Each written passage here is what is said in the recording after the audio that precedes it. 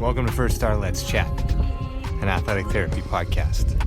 I'm your host, James Gardner, certified athletic therapist, certified strength and conditioning specialist, yoga instructor, human being.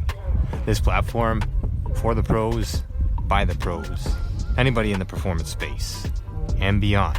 Welcome here to share in the stories of professionals, experiences, journeys, learning along the way. It's a platform to connect, to network, and to be a part of a community that cares, with conversations that matter, experiences that resonate, and generate ideas, thought-provoking, organic dialogue, passionate pros. Brought to you as always by First Star Therapy, Mobility Tape, Epic, and Benchmark Athletics, in association with the Canadian Athletic Therapists Association. It's First Star Let's Chat, an athletic therapy podcast. Thanks for being here. Thank you for being a part of it.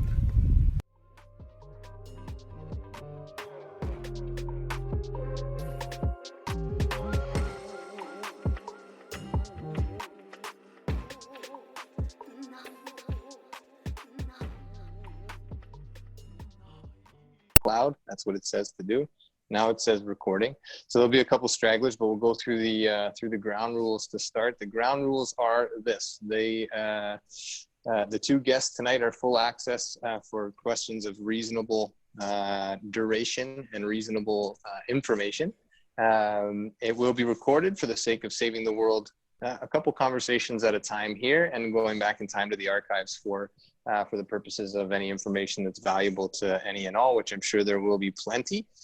Just getting caught up with Joey and Matt to start here, and we'll jump into the bios. And I'm actually going to switch it up a little bit and ask before I even start the bios, because this is going to determine where we're going to go with this meeting.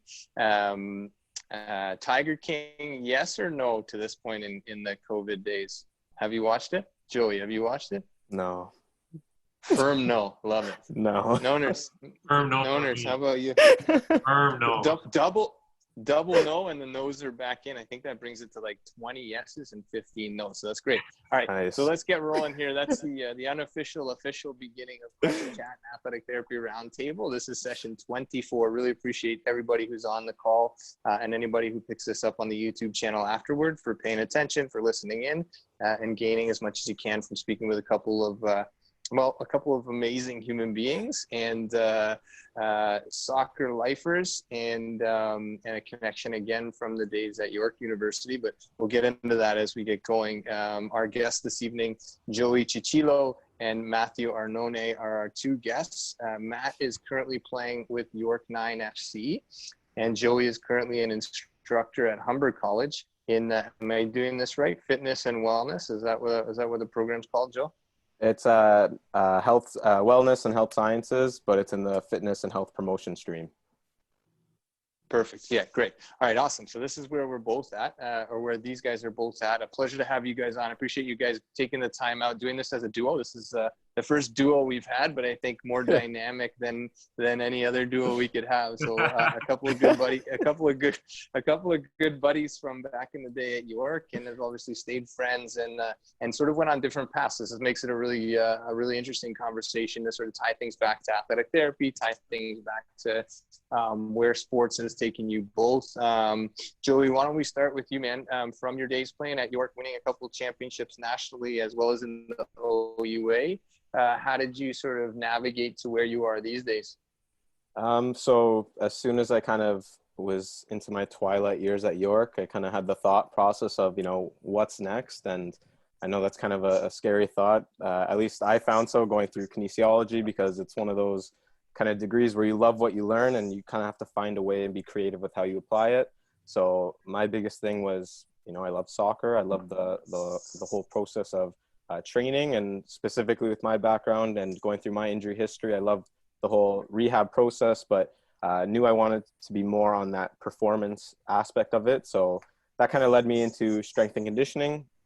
So after my undergrad, decided to pursue a master's, which I did at York, and with the whole goal in mind being to become an S&C coach, and specifically with the soccer stream. So as I was kind of en route doing that, just the experiences I've had through my master's. So going through a bunch of whole different career opportunities in cardiac rehab, in occupational fitness, still doing S&C through soccer. I had an internship with Toronto FC Academy.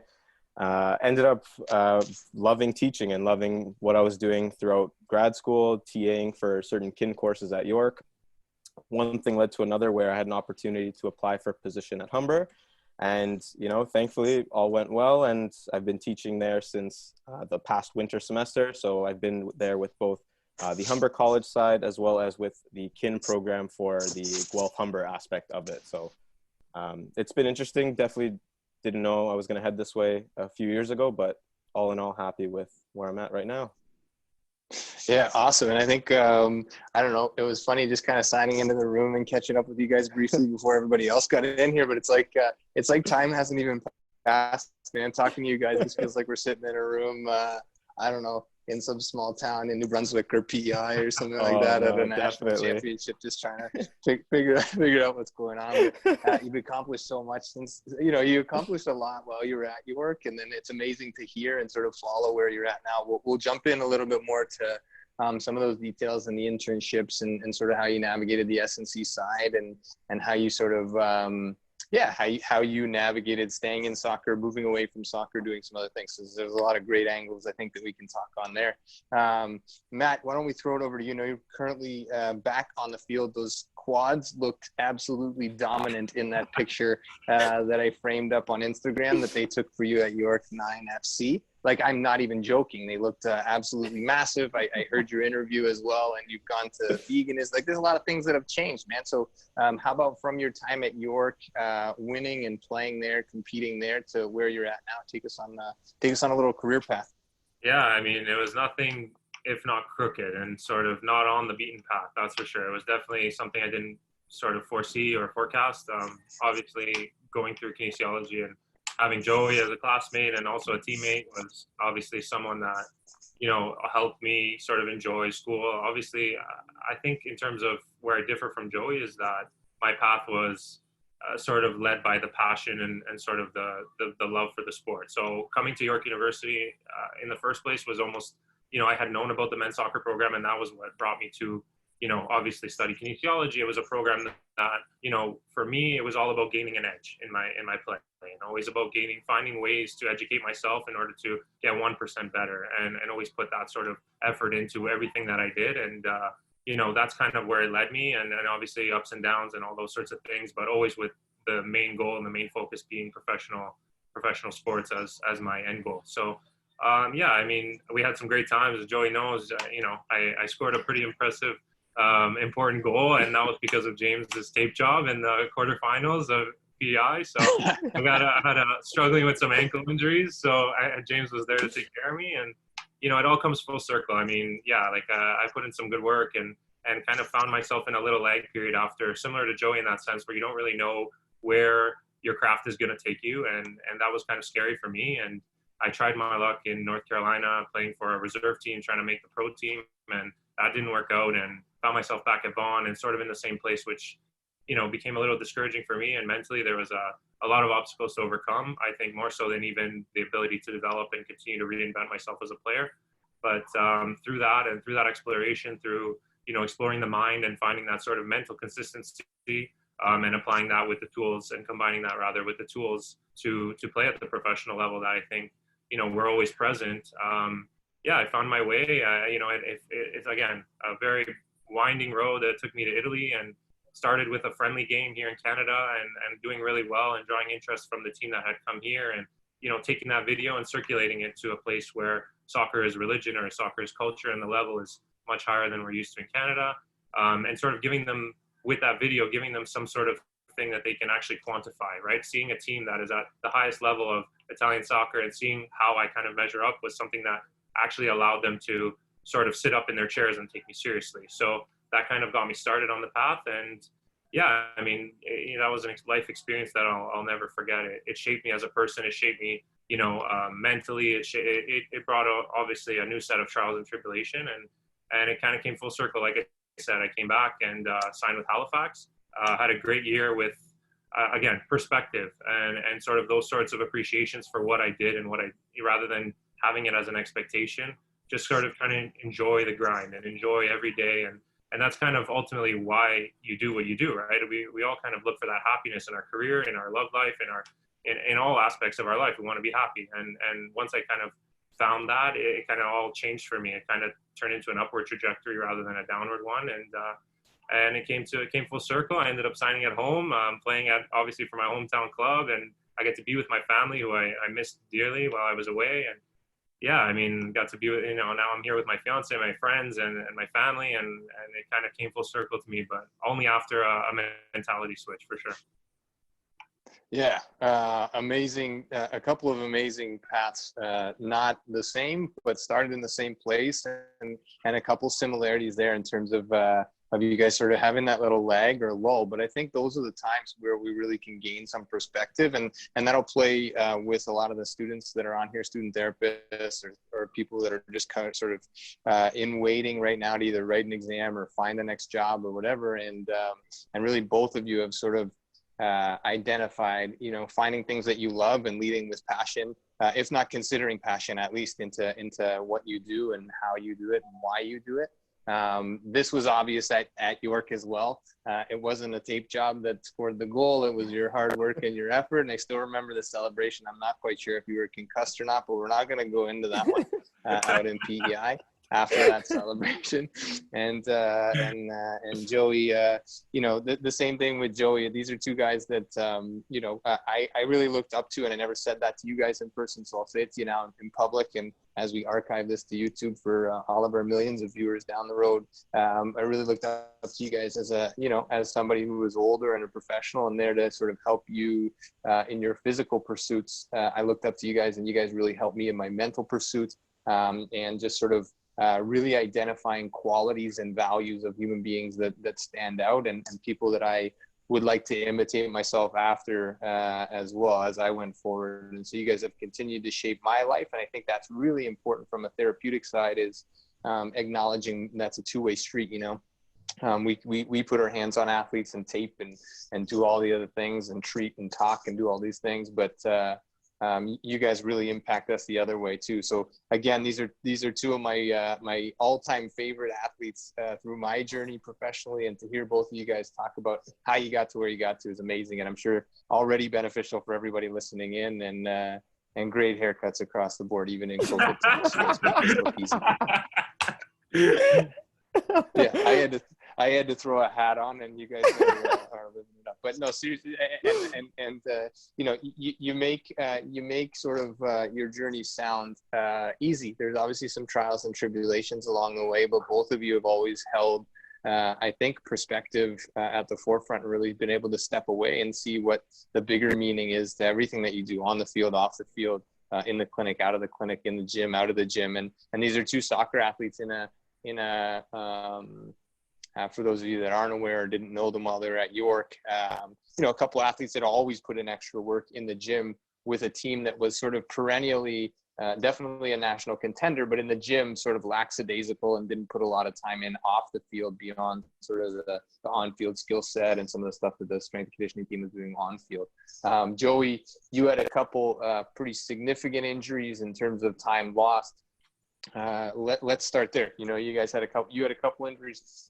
Matt had a couple injuries that weren't necessarily going under the knife, but were certainly nagging and things that needed to be taken care of in the clinic and on the field to keep him going as well. But Joey, we'll start with you. You had a couple surgeries. Maybe sort of walk us through the timeline on those and your sort of outlook on that, and then your interactions with it. Not just me, but the clinical staff, the surgeon, and how you get back to playing. Yeah, definitely. So in my rookie season at York, kind of just getting into the swing of things, how at the time it was CIS, how the league was kind of, how it was from like a soccer perspective, because in all honesty, coming into York, I had no idea what the level was going to be like, but I was having a pretty good rookie season, and about halfway through one game, kind of planted, turned, and this is back when York had a grass field at the time, so we were kind of sharing the field on the weekends with the football team, so must have hit some sort of divot, turned, just blanked out kind of thing, hit the ground, never felt like such a shooting pain in my life. Ended up getting up, coming off the field. Carm, which is the coach there, he's like, "Are you good to go back in?" And I was doing a couple sprints on the sideline, and I was like, you know what, I'm gonna sit this one out. So came off, and really up until that point, I had never experienced a real injury. Like until that, I was a pretty true Ironman, going through like my kind of youth days, training camp at York, all of that. So, scary for me because I had no idea what was going on internally. Ended up getting an MRI, results came back, torn ACL. And, at that point, kind of, you always hear athletes, and again, this was kind of new to me, even though I was in kinesiology, didn't really have a big background on what athletic injuries were and kind of the extent to what the process of rehabbing and getting back on the field was like. So a lot of research on my end in my first year, which was very scary because you kind of read into how they're doing the surgeries, and all these articles come up about some athletes never the same once they do it, all of this and that. So not a lot of positivity at the time, and in terms of what the outcomes are going to be like. So my surgeon was Dr. Arnone, who I believe he's still with the Argonauts, but he was kind of York's kind of main guy, and so I just trusted everything he had to say. And so I asked him what the outcome was going to be like. He said, "You're going to be fine." Didn't really believe him. Was in the clinic at York. So I had James, Tracy, Cindy. They said I was going to be fine. Again, for me, my only experience was kind of looking at what other athletes on kind of a global stage, how they were kind of coming back and doing things. And I wasn't super optimistic, but at that point, I kind of said to myself, either I'm going to be kind of down on myself, or I'm going to just go through the process and kind of just go all in with it. And, and for me at that point, I'm the type of person, if I'm going to do something, I'm going to do it to my fullest. So it wasn't really an option. I was going to do it. Did the surgery in November, rehabbed from November all the way until August. So training camp of next year. And that process is when I really got to know the clinic at York really well. And again, my first injury, or significant injury, I'll say, in my entire life. And I think James can say I was in there whenever the clinic was open, and when I could be there, I was there. So Christmas break, holidays, AM, PM, whatever time they had available, I was taking it. And thankfully, my parents were super supportive through it as well, bringing me there at all sorts of hours of the day. But, it was a really long process. And that was kind of the first time I was exposed to the whole strength and conditioning side, and the first time I was really exposed to a high performance gym setting. And again, shout out to Adam, Douglas, Dale, because at the time they were down there, and they were awesome. Couldn't have asked for kind of a better support system down there. So that was my first real time interacting with what it was like lifting for a high performance, with high performance in kind of the mindset, being the mindset. Because again, in the soccer world, and Matt knows this better than anyone, I think, that, and James, and I'm sure a lot of the athletic therapists in here that have dealt with soccer, it's not really in the culture, and thankfully it's just starting to become it. But after putting a lot of hours in the clinic, came back that season, it would be the 2013 season now, going into my second season, came out flying, and kind of, I think a lot of people thought that they weren't sure how it was going to be afterwards. I'm not sure who kind of doubted me, but if there were doubters, I definitely proved them wrong, because I came out, kind of had a good 3 seasons at York, and then all of a sudden, one off season kind of happened all over again, tore it again. And I think the second time around, it was definitely more of a mental battle. I think the first time it was more kind of physical. Am I going to get back to where I was going to be initially? And the second time I tore it, which would be 2016, so totally unrelated to the first injury. My time had passed, my rehab had gone, my strength was back, everything was kind of firing on all cylinders. Partially tore it this time, but again, I elected to do the full-on surgery with Dr. Arnone again. Different type of graft, same deal. If anything, the rehab in the initial portion of it was a lot quicker. Again, probably more the mental side of it, me just saying, okay, I'm going to go through it and I'm going to do this all over again. And luckily I had the relationship with the clinic that I established back in my first year. So they knew that, I wasn't going to be joking around going into it. I was going to be there whenever I could be. And, I think that one was definitely the tougher one coming back from. Not from a physical standpoint, because I thought that when I was able to go back and I had a longer time frame to come back, the first time it took me 9 months to be at my to be back to full play and full on field, cleared for everything. The second time, because I did my surgery in the summer, I had a full year and a half to get back, or a year and a bit to get back to where I was. So physically, it was never going to be kind of a question in my mind. It was just stepping on again and being like, okay, like everything's going to be okay for a second time. And, you know, it's been another 4 years since then. And I can safely say my men's league career is off to a flying start in retirement. So no issues to report of as of yet. But again, like, I kind of think that both of those experiences were both a curse and a blessing. A curse because, you know, I would never want anyone to go through it, and just kind of the struggle to go through it is just immense. But at the same time, meeting all of the people I did along the way, building those relationships, getting down in the gym, learning what it meant to truly train and truly be kind of a high performance athlete, was like life lessons and just an experience that I wouldn't trade for anything else. So the silver linings of it ultimately. And I think that was the biggest thing. Take the positives out of any experience you can get. And for two kind of traumatic injuries, and again, I'll say the two only injuries I've ever had in my soccer career just happened to be some major ones, but learning experience. And I think just a humbling ones as well. And just appreciating the little things in terms of athletics and abilities even more so because of it. Yeah, and a lot of lessons that we can all sort of apply to anything that we're doing, but the outlook and then looking at where you're at now and understanding how much, excuse me, how much you took from the strength and conditioning side, and in fact it turned into your career, and extending your knowledge with your master's, and moving into exercise physiology and all the things that you're doing these days. Like, you probably didn't think of it at the time, but as you got through, kind of cool to see again, taking sort of this. Yeah, this can either be a really bad thing and it's not going to go well, or I can sort of take the positives from it. And Adam's been on here as a guest, you know, so some of the people on here are familiar with Adam Douglas, and actually Dr. Zarnett was on here as well. And we were talking about his processes and these kinds of things.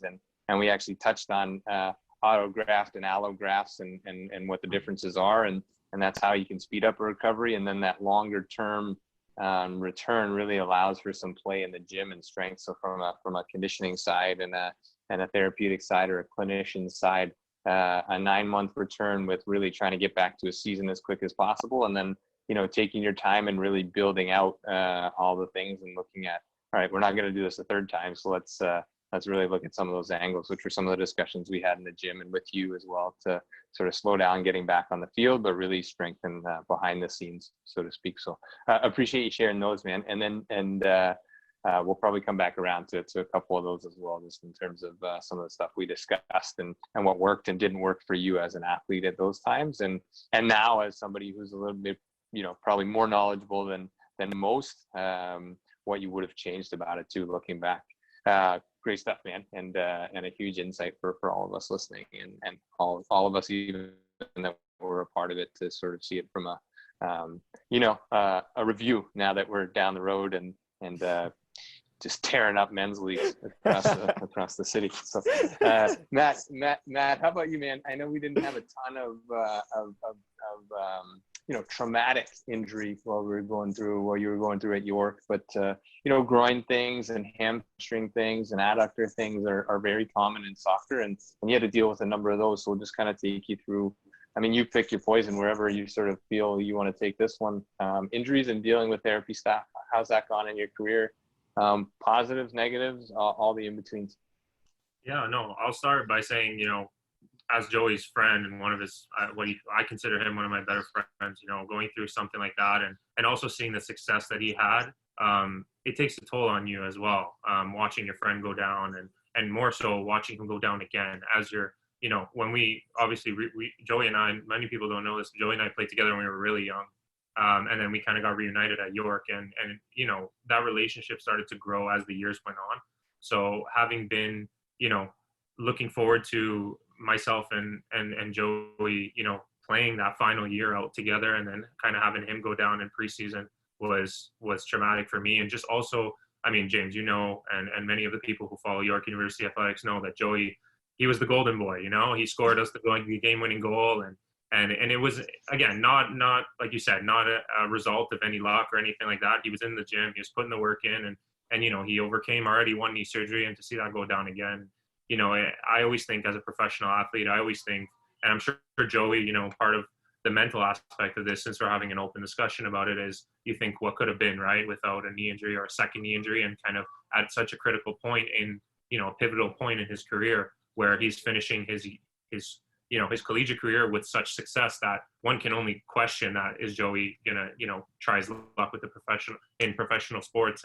And that would not be to my surprise at all, had everything gone smoothly for him, and sort of it kind of went in that way for me. So for me, I think if someone like me, can make it, I had no doubts that Joey staying healthy in that final year and tearing it up as we know he would have, and scoring important goals for the club and all that stuff. And obviously what he did at Vaughan in the summers as well, I have no doubt that, he would have definitely made the jump. So for me, as a friend and watching that, you heard as well, right? So, just to make that clear from a perspective of a teammate and sort of seeing that, and it's obviously hard to watch as well. And obviously I helped him in any way that I could, and then he offered any support. But yeah, I mean, in terms of my career, like you said, James, been fairly lucky to avoid anything traumatic that way. But, I guess the most major injury, besides like the nagging injuries with the hamstrings and sort of, I kind of chalk those up to, sort of overtraining and sort of a very tense scheduling, right, where we're playing back-to-backs and these sorts of things where you're expected to play 90 minutes. As Joey said,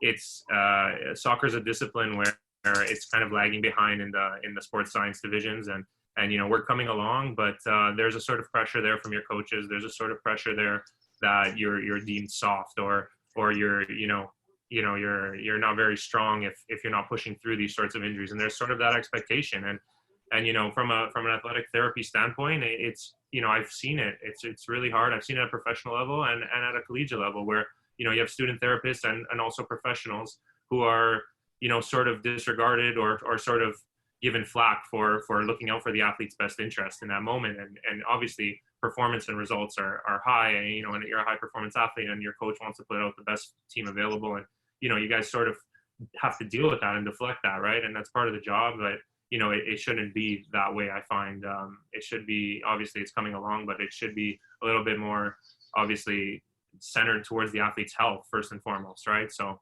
but yeah, I mean, in terms of injury, I guess, James, you remember the sports hernia injury where we kind of it kind of manifested itself in, like you said, groin and hamstring, and it manifested itself in so many different ways, where the sports hernia kind of came up and it started masking itself. For those we're familiar, so I'll just give a little brief background. But it sort of manifested itself into a hamstring injury, and it sort of manifested itself in terms of a groin injury, and then we kind of started looking into the core. And I remember specifically working with James about this, and him asking me to sort of work the transverse abdominis and sort of activate, and I didn't know how to do that. So it was kind of relearning how to flex those muscles, how to activate those muscles in order to prevent future injury. And again, my experience at York University, the fact that you guys had to deal with that, and Carm's not an easy guy to please. So in those moments when you're trying to get up an athlete back to health, and you guys have all the patience in the world with us, and again, I like to think of myself similar to Joey, that if I'm going to do something, I do it with my whole heart. And like I said, I conducted myself, I hope, in a professional manner from when I was a collegiate athlete, because that's kind of where I wanted to be. So, in dealing with that, the mental aspect of that is that with an injury, like a sports hernia injury in general, every movement is painful. Every movement gives you not a 10 out of 10 pain, but it definitely provides you with a sort of annoying, dull, sort of aching pain, and it kind of never ceases to go away until it does, right? So it's kind of, what I think, as Joey said, he touched on it best, is there's a blessing and a curse to all these things. And what it did for me was I got in the gym, James kind of had me activating muscles I never knew that existed, and I never knew how to do so. And working with, Adam and a return to play sort of protocol that we were working on, it was, I think it greatly prepped me and sort of brought me to this physical foundation that ultimately propelled me into a professional career. So again, the mental side of it is huge, and how you sort of grab the positives from this perspective and sort of think about what this challenge will bring you and what sort of growth it will bring you, rather than obviously what it's you're missing out on at the moment, right? So the long-term goal was something that obviously pushed me forward, but it's immense what a support system can do. And having, coming in and obviously, James and everyone that's in the athletic therapy field, you're dealing with athletes that are in terms of their sort of demeanor, being an injured athlete and missing out on being on the field and what they love most. They're not in the best of spirits, but just working with yourself and working with Tracy and Cindy and all the student athletic therapists that were fantastic, and they took all the care in the world with me. But just to have a chat like you and I did all the time about the Blue Jays and stuff like that, take your mind off it and sort of, again, just bring the spirits up and sort of build those relationships was something that, if someone asked me, would I have that injury again at that time? I would say yes, because it brought me more good than it did me harm. But again, that's credit to yourselves, and that's credit to the support system that you guys created for us. Yeah, it's I appreciate that, man. That's huge insight, and you bring up so many things that I think we could jump on and just kind of talk until it's tomorrow. But perspective is huge. Injury, big or small, seeing a teammate go down, a friend, and how that reflects, across the board and for everybody else is, and you keep sort of coming back around to the mental state and the mental game and these kinds of things, which for me in the last few years has definitely heightened. And I think in these times right now where nobody knows what's going to happen next and nobody knows where what training is going to look like, and you have to wear a mask to walk to the field, and you have to be in the field, but you can only be however many of you guys on the field or whatever specific days for training. And Joe, same thing for you. Like, you're teaching online, I'd assume through this platform. So you're a guru on the Zoom probably by now, or Microsoft Teams or whatever you're working with. But how about through these times? How do you relate sort of the mental side of resiliency as an athlete to coping with this? Now, Matt, we'll start with you because you're on my screen and you're wearing a white t-shirt. That's the only reason you're going first, but we might as well just jump in. I know you're back training on the field now, but in terms of the time that you worked, you had some unknowns and those kind of things. First of all, did you get into anything like new? You pick up anything new? I don't know, the ukulele or like cutting Joey's hair or anything like that. And then how did you sort of like stay on the straight and narrow in terms of, this is going to come back around at some point? Yeah, to be honest, having started preseason and then started coming to an abrupt hold, it kind of, shifts your perspective on things. I've always been one, as you alluded to before with the whole like physical, aspect, being in the gym, that's always been I've always compartmentalized my training to be, when I'm at home and I'm with my family and with my loved ones. And when I'm at the gym, I go physically to the gym and that's where I do my work, or when I'm on the field, I do my work there. So this pandemic has obviously had to sort of allow me to blend everything together. Everything's happening at home. Everything's happening in, a 200 meter, 300 meter radius of my home where, I live on a crescent and we're given, a sort of conditioning workout to do intervals around, and I'm running it around my crescent, and I'm seeing the same things every single day, and I'm not on the field. I'm not wearing my boots and just sort of trying to prepare that way. Again, I'm one that dives all in. So what did I do? I went on Amazon and I bought some artificial turf and I installed it in my basement so that I could still feel the feel of my boots. And I'm big on these sorts of keeping these connections and these sort of mind muscle connections strong. So putting the boots on, seeing how it feels, touching the ball with boots rather than just running shoes, and yeah, ordering home equipment and trying to make the best of those, workouts at home where 90% of it is body weight and sort of adapting to that and those sorts of things. But for me, I think the biggest thing was that my work never left me. I think that was sort of when, similar to yourself, a couple of years ago, I started to really delve into the mental aspect of performance and the mental aspect of sort of my craft in general. And sort of the perspective came when I, sort of physically put myself in an environment, and therefore I was there physically and mentally. And when I was in another environment that symbolized something else, as I alluded to with the whole family and being at home. So I've never really worked out at home because it was a place to not bring my work, right? So that's kind of the adjustment that I had to make. In terms of commitment levels, I think, I don't think, you know me pretty well, Joey knows me pretty well. Like I'm pretty focused that way, and I'm sort of headstrong that way, for better or for worse. I never really had any issues with motivation and sort of that sort of thing. My thing was I did a lot of hard work at the beginning to build a sort of an aerobic and anaerobic to my training. I didn't want, because that's as an athlete, you know, that's the most difficult and also the most unpleasant part. Right? So that was kind of a little bit of a motivation, but also, you know, you want to come out flying when you do eventually come. Yeah, I mean, you make adjustments, you move on, but again, ultimately having the perspective to understand that there are people that, you know, eventually lost their jobs, or, you know, and that sort of thing. And I'm still doing what I love, and I'm still chasing my passion. It just looks a little bit different because of the pandemic and a unique situation, but remembering at the forefront of your mind that this is what I chose to do because this is what I love to do. So it looks a little bit different. Comes in different forms, but it's still the same craft and the same sport. So motivation wasn't really an issue, just kind of tweaking my training plan, right? Yeah, awesome insight, and I think that helps like all of us. You know, that blend at home is tough for everybody. You know, you got to blend work, you got to blend family, you got to blend social, all these kinds of things into one space, which isn't easy for definitely for those of us that compartmentalize things and put work at work and home at home and those kinds of things. So it's been tricky, but it sounds like you've got and great insight on like the getting ahead of the curve and getting that turf in without having to go cut it out of York's field and the deep hours of the night. Because I know Carm might have advised that, but it might have fallen. Everybody else might not. Nobody else might have agreed with that. Sorry, just moving around here for a second. Joe, how about you, man? I know teaching and all these things moved online fairly early, I hope, or is going to into the fall, at least with the cancellation of seasons and things like that. Have you picked up anything new? I don't know. Ukulele is the one that I keep going to with people. I feel like everybody should know how to play the ukulele.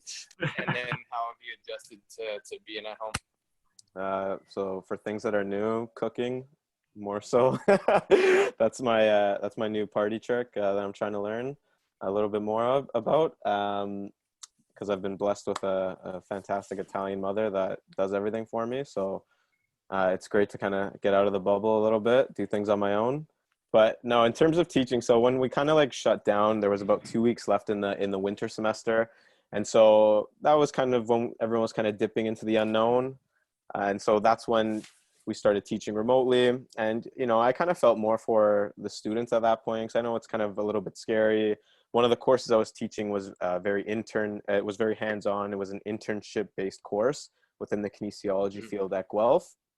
And so, you know, a lot of students who are going into their final year are kind of like worried about, you know, what to do next. Like this kind of course was based around kind of getting experience, shaping what they were going to do next. And so in terms of that, I think the biggest takeaway, and I know that Humber provides a lot of support for that, is just the communication aspect and keeping those communication lines open with students.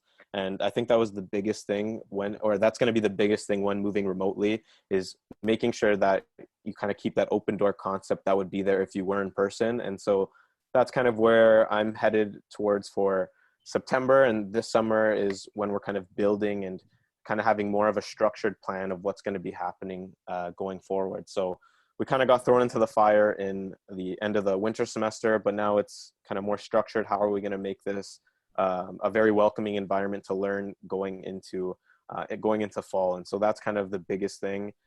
In terms of what I'm doing to prepare for that, that's kind of in progress right now, learning how to use different platforms to deliver lectures, to deliver labs, because again, a lot of these labs are going to be more hands-on. And so it's going to be how do I take the classroom environment and make sure that, you know, they can take that exact same aspect and have it, you know, within the comfort of their own home. And I'm still brainstorming ways in order to kind of deliver the best possible learning environment. And so that's kind of a work in progress, but I think it helps that, you know, I am not too far out of my own degree to know what I did like, what I didn't like as a student. And so I think that's kind of one of my biggest pros going into this. I have that experience, and I have that, I kind of think, open communication network with students that they can ask me anything, and, you know, I'm open to ideas of how I can make it a better environment. But, you know, honestly, the support system I've had so far has been great, and it's been nothing but kind of like a positive experience. But I think I do need to take a little bit more have a little bit more knowledge base of how I'm going to do certain things. So it's definitely still a learning curve to take right now. Yeah, huge insight from both of you, and I love that sort of.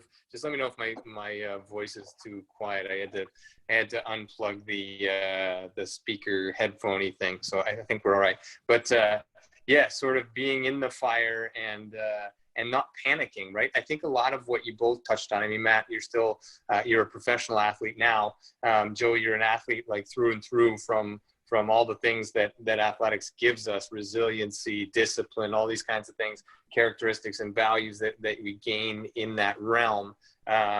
Learning while under fire and not panicking, and knowing that I'm going to be able to come up for air and restructure things and rejig things to make it better when there's a break. When it's halftime, I'm going to reset either my physical state or my mental state. I think there's so many parallels to sport in everything that you just touched on as well. And I'd agree, like being, you understand what you like, you understand what you don't like, and you can adjust based on those things. And I think that's huge for all of us, right? We either change and adapt, or for lack of a better term, we do something else. You know what I mean? Like if you're not willing to sort of move with it, then it's going to move you no matter what. So we just kind of keep rolling. So some really great insight there. You guys seen each other since the bubbles were allowed to expand in person, or no? No just hugging, but did you get? Huh?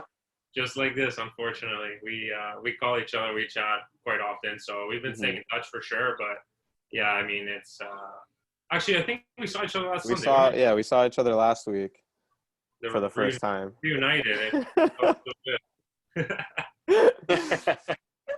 Yeah, very, very nice. How was Matt? How was Halifax in terms of their response playing in that new league and the soccer? How well was it taken on board by the folks out east? Was it pretty cool to play out there? Yeah, I mean, I'll be honest, it's second to none anywhere in the league that you go. 7,000 fans, sell out every game. As you know, the sort of sport market there is coming along with sort of rumors of CFL, but they don't really have professional sports there. They love their Mooseheads hockey, and they've actually started with a lacrosse team as well. But I believe it's the Halifax Thunderbirds, but they took the Wanderers and sort of ran with it. They did a great job marketing it, obviously. But yeah, I mean, it's a fan base. I equate it, based on last year's success. It wasn't the best and sort of not the best product on the field, but I equate it to a Toronto Maple Leafs in terms of fans. We're let down every year, but we're still watching every game. So, unfortunately, I hope for Halifax it's not going to be like that, but the fans were unconditionally supportive of us. And it was just, I think, in terms of my first official professional career, having been in Italy, and sort of the whole process there was I was training with a professional team, but I never actually got to sign because Halifax had called me before I received my Italian passport. That would have made me a domestic player. So I actually officially never signed with the Italian team, but having been there and even watching them, it's a lower division, and they bring out 3,000-4,000 fans, and then you go to Halifax where you're thinking, okay, I don't really have expectation for this at all, and they kind of completely blow you away. The fandom there it was phenomenal. I always recount this story to everybody, but being a kid growing up, and this is kind of like what I always dreamed of, right? So having been to Halifax and played in front of them, and the next day, having your family, for example, my family flew out to see me, and I'll say it 100 times if you talk to me 100 times, but it gives me chills to talk about it because being an athlete and working towards this, playing in a game, having your family come out and visit you. I picked them up at the airport, dropped them off at my place and sort of said, I got to go because I have to prep, but you guys for game time. So they came for game time, and I ended up scoring in front of them, which was phenomenal for me. And the next day, sort of walking the streets, and, two tellers come out of the bank and they say, hey, can we have a picture with like the man of the match? Can we have a picture with the goal scorer and all this stuff? And they knew, knowing exactly who I was, it was such a humbling experience because, again, we're talking about a team that is not a winning team per se, a team that's struggling on the field per se, but the unconditional love and support of a fan base is something that I had never really felt as a professional or that sort of thing, right? And to have that in your first year and that sort of experience where people know who you are and people sort of talk to you as if, for me, Joey, talk to me and say, yeah, whatever, bud, you're not even good, you know, you're not a good player, whatever, after the game, you know, like I'm a regular guy, but to have these people sort of treat you on a scale as a professional athlete, it's almost like a strange feeling, right? So, I mean, they were phenomenal, and you know, part of the apprehension to leave in general and sort of make this transition to York 9 was I'm going to miss the fans. I'm going to miss the city, right? It's something that welcomed me, and, you know, that East Coast feel, I'm not sure for those of you who have been out to the East Coast, it's something, you know, it's almost like a different world when you compare it to Toronto and the big city, and you know, they're developing as a city, but they definitely didn't lose their East Coast charm. So it was a wonderful experience, and honestly, I have nothing but love for the city, the club, and everyone. Yeah, beautiful, beautiful, well captured, and you should tell that story twice every time that you have the opportunity to. It's an amazing one, and really kind of you know, it really situates with who you are as a person, and it really sort of captures all the things that you brought on a daily basis to the pitch at York, and I'm sure now with what you're doing, that family first, and that hard work ethic, and yeah, humble guy who's pretty darn good, but never would walk around and tell anybody about it, because he's got Joey telling him you're not very good. Well, stay humble. hold on. In my defense, so when I flew out to Halifax to see him last year, he picked me up at the airport, same deal, stayed at his place. Obviously went to the Alexander Keith tour before the game started. Came to the game after. To make the game more enjoyable. Make the game more enjoyable, because I knew he was playing. Didn't score a goal. Didn't get the same treatment. After the game, everyone wants to take pictures with him, get autographs signed. And I'm waiting in the parking lot, like, come on, man, like, we got to go eat. And we had, like, reservations for sushi somewhere. And if I remember correctly, my fiance drank a little too much, and we had to take care of her that night. My Halifax stay, for everyone listening, was just me taking Matt's fiance on just a 3-day long honeymoon. It was just me and her, just watching his games afterwards. So it was pretty much me dating her in replacement of Matt while he was out playing soccer. Well done, and it seemed to work. Your charms kept her around. I think she's still over there with Matt background, so that's good. You didn't mess it up too badly. You didn't drink too. But amazing stuff that you guys are still in contact, and that you got. I was going to ask if you've been out to see him, or if you saw him when he came in to play in Toronto. So my next thing is finding a way to do that when the season starts. I'll dress up as a stuffed animal and sit in the stands if they're having stuffed animals in the. Just let me know. Mascot. I'm looking for something else to do, Matt. So if they're looking for a mascot, tell them you know a guy as well. Awesome having you guys on, and for everybody else on here as well.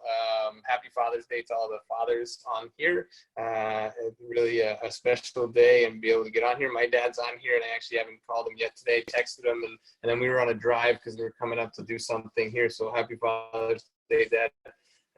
Nice to see you. Appreciate you being on here, and all those others on here as well. Yeah, we have established something, so that's why the background is what it is, and the call and the hat, and we just drove out of the city because we have some workings that I'll talk to you guys about. I'm going to bring you on board here shortly afterwards, but a little thing for athletes that ties in really nicely, actually, for what you guys have touched on in terms of the things that really affected you, that worked, that didn't work, the mental side of things, and really addressing these things right now with communication first, and really dealing with the issues at hand by being transparent, and just sort of working through what needs to be worked through, and figuring out what works and doesn't work. So we have a little, like let's call it an athlete retreat that we're that is being set up currently, and it's just outside of the city, and well within like all the COVID regulations for all of those people that want to call me on it.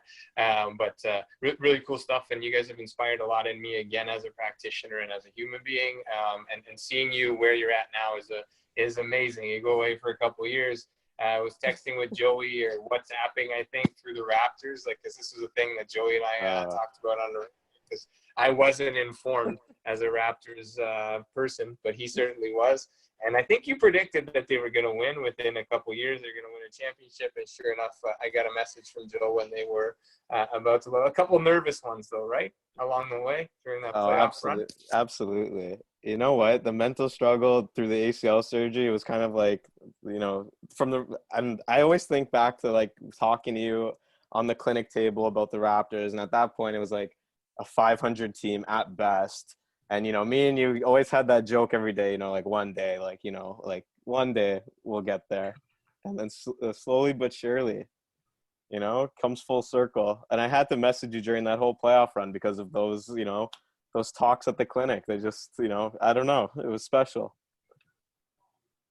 Yeah, that's it. There was some specialness. That's not a word, but there was something special about it. And what was I going to say? Yeah, like load management became a thing. So now you're a scientist. Like you can well, tell us about load management. Like it was Kawhi Leonard and this doctor. They made this whole thing a real thing. Like when to sit down and when not to play and when to play. I thought that was interesting that terminology surfaced during that, and that was the key to success. Like if there's one thing we know, it's rest is a good thing for the human body. And then just sort of figuring out, you know, looking at a calendar and seeing what means the most, when are we going to need the most out of an athlete, looking at training load, monitoring. So there's a lot of really valuable stuff in terms of exercise physiology and, you know, strength and conditioning and all these little facets. We had a biomechanist on the other day who's worked in swimming and alpine skiing and snowboarding, and really cool to sort of piece this all together. And every little piece plays a role in load management. I think it's just a big term for let's put the athlete at the center of the focus, figure out what he needs to do well, and adjust based off of those things. You must have been just, I don't know, learning as you went and cheering them on at the same time with Kawhi's success in the Raptors. And I thought of you the whole time during this, just like you're doing your masters, you're watching the Raptors and bugging Matt about playing soccer. I got a funny story before we go, but Joey actually, James, you'll be proud to know, Joey was my S&C coach for this past off season. So shout out to Joey. Full friendship becomes full circle, becomes a working relationship. Yeah. Networking, it's not who you know. I think Scott's on here. He sent me, I'm going to butcher it again, but it's not who you know, but it's whose value you know more than who you know. You know, you understand each other's value. You understand the caring nature of both of you. It's two ways, and you can help him. He can help you, and then you'll repay him when his fiance wants to go and watch his lectures. You can sit with her in the study hall or the Zoom platform and watch him present with his fiance. Like it comes full circle. So, it's been awesome chatting. I'm not going to keep you too long tonight because it's a Sunday night. I appreciate the honesty with the Tiger King hard nose. That brings us to a closer score there. But in all seriousness, the couple years that I've been out of the country, I haven't been able to follow you closely enough or to see you play Matt or Joe to check in on your masters. And I know that was a big thing when I was just about ready to leave. I think you were applying, or you had just gotten in, actually, I think, and to fly through that as quickly as you did and land a position at a place like Humber College. They're doing some great things there as well. I've seen a lot of really good posts with the COVID stuff with their with Mel and Jen with the athletic therapy clinic there.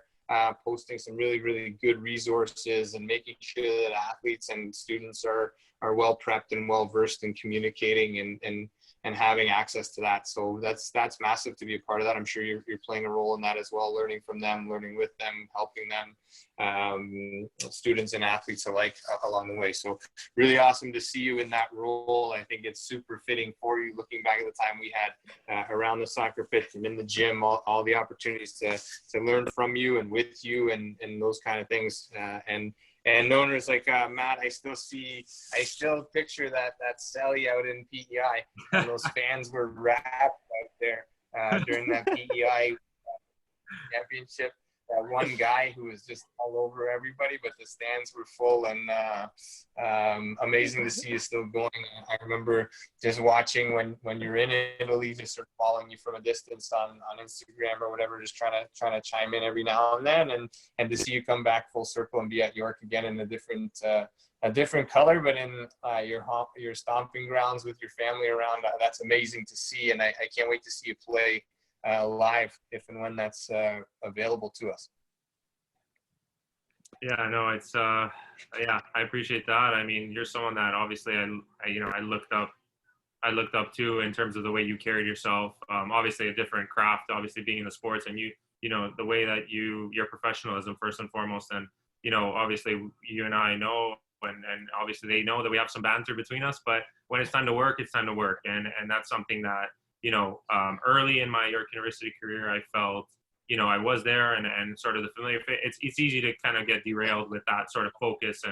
And coming into the clinic, I knew, to be honest, I had to be a straight arrow, or you're going to put me straight. So, that kind of put me on the path. And then, of course, when it's time to sort of, to have banter and to joke around, you're all there. And that's sort of the professionalism that that I learned in terms of compartmentalizing things.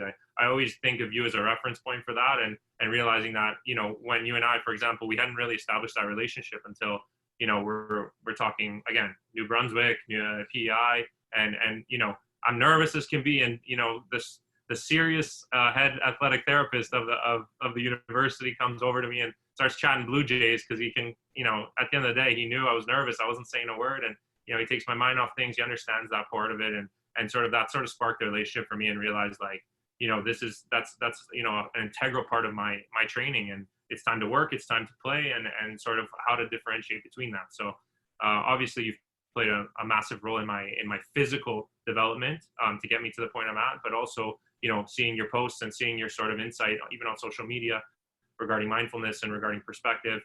It just, further for me, solidified and sort of made it a concrete thought in my mind that this is something that, being as knowledgeable as you are, this is something that benefits the athlete. This is something that benefits the person and the overall well-being of us as humans. And, that's something that sort of propelled me further in that direction. And obviously, now how I truly feel about you. So you might get a bouquet of roses after this.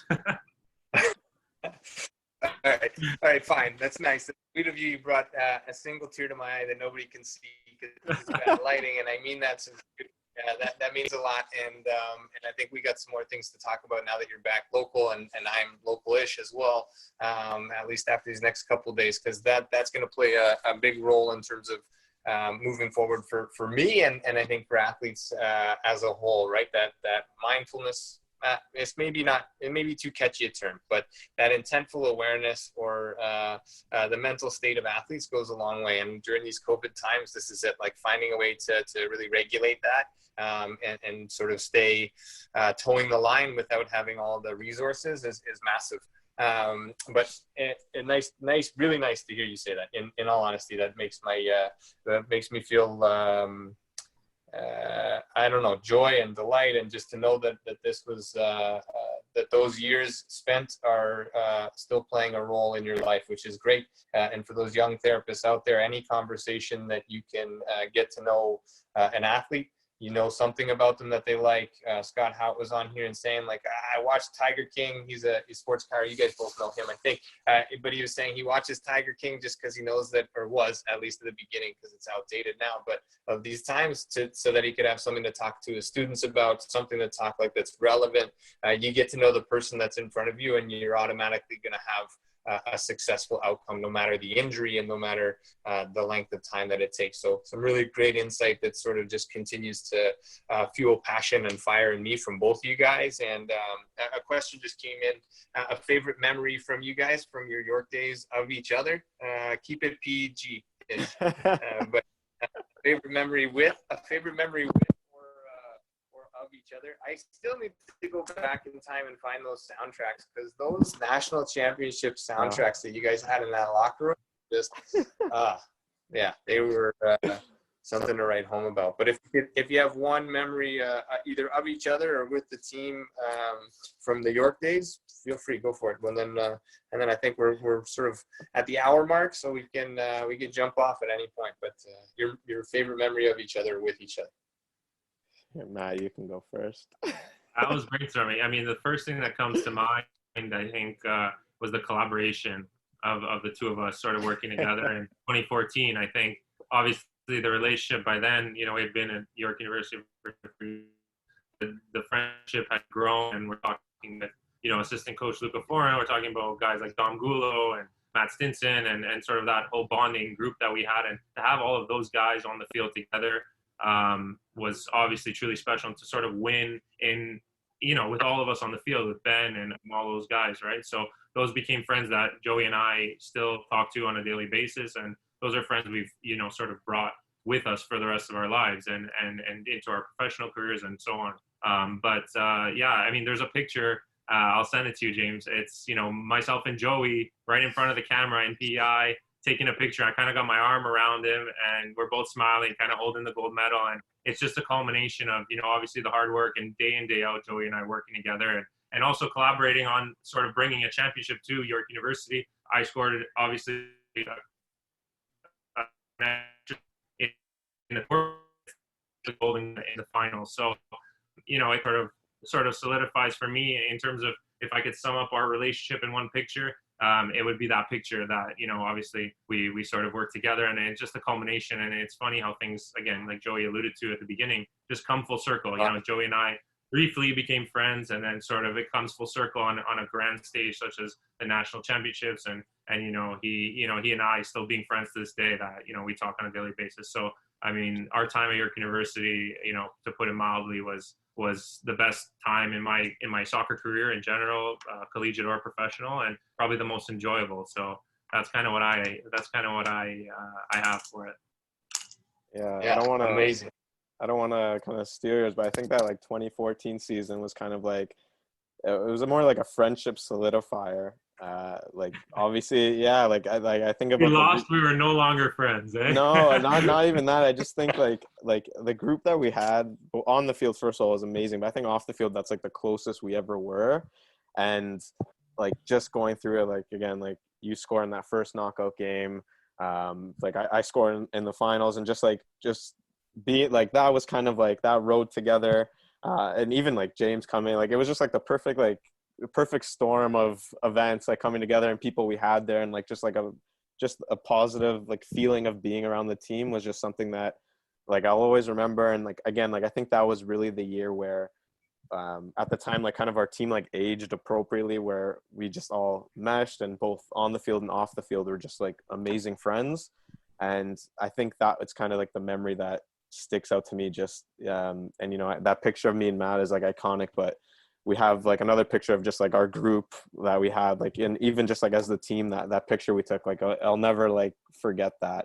And again, we're in the middle of PEI, gold medal game. There's probably no one there because the home crowd left from the semifinals game already. But just thinking about that moment and just being together, and again, I think even if we lose that game, I think just that trip alone would have stood out as one of the great ones. But yeah, just it was the perfect storm of events that occurred throughout those knockout games that you couldn't write a better story. Yeah, I can't wait to send that picture when you can. Don't do it now.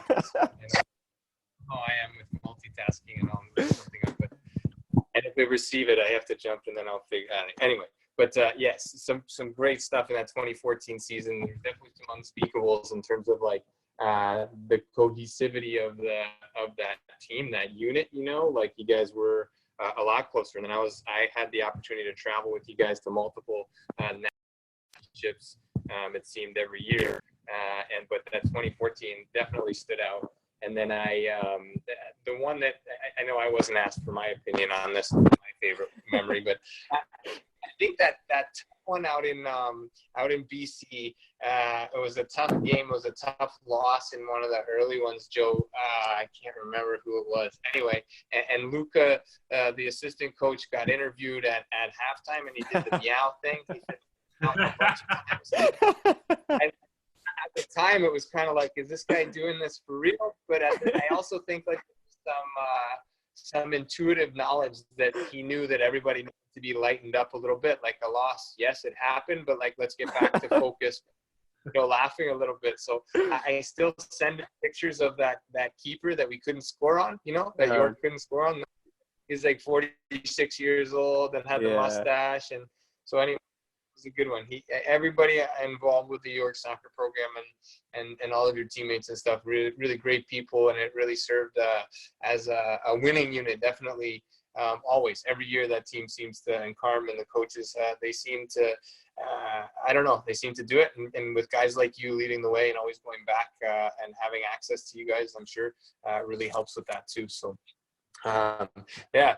Listen, it's been a pleasure having you guys on. We'll stay in touch a whole bunch more. Send me that picture, and I want to talk to you guys about a couple other things down the road here in the next few days, next couple weeks. We'll bring you on board with some insight or take some insight from you as well. So, been a pleasure, guys. Joey, Matt, thank you so much for your time.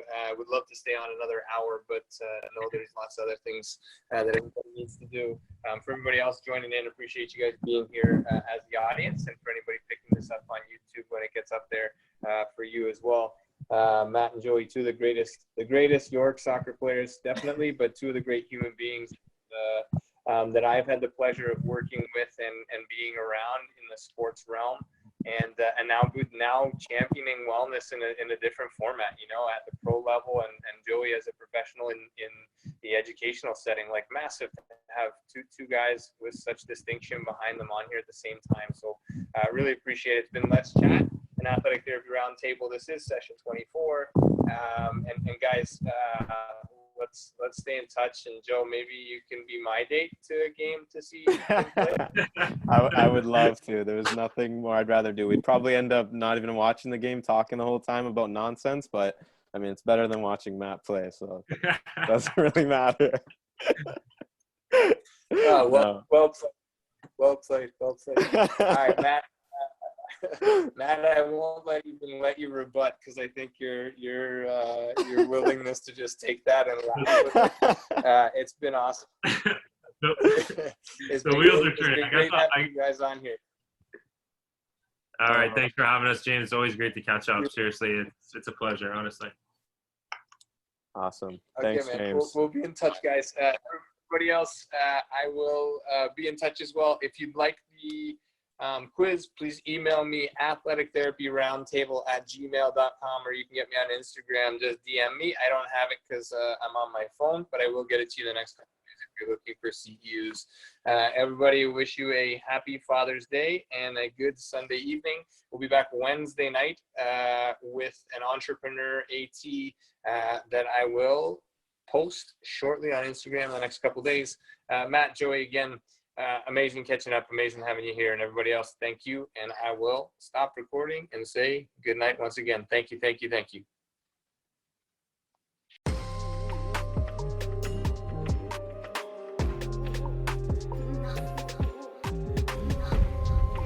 Thanks again for being here. Thanks for listening. Thanks for being a part of this community. Check us out online, firststartherapy.com. That's FIRSTAR therapy.com. Or email us with feedback, consult@firststartherapy.com. CONSULT@firststartherapy.com. On Instagram @firststar.therapy, and our podcast host @letschat.at. This is First Star Let's Chat, an athletic therapy podcast.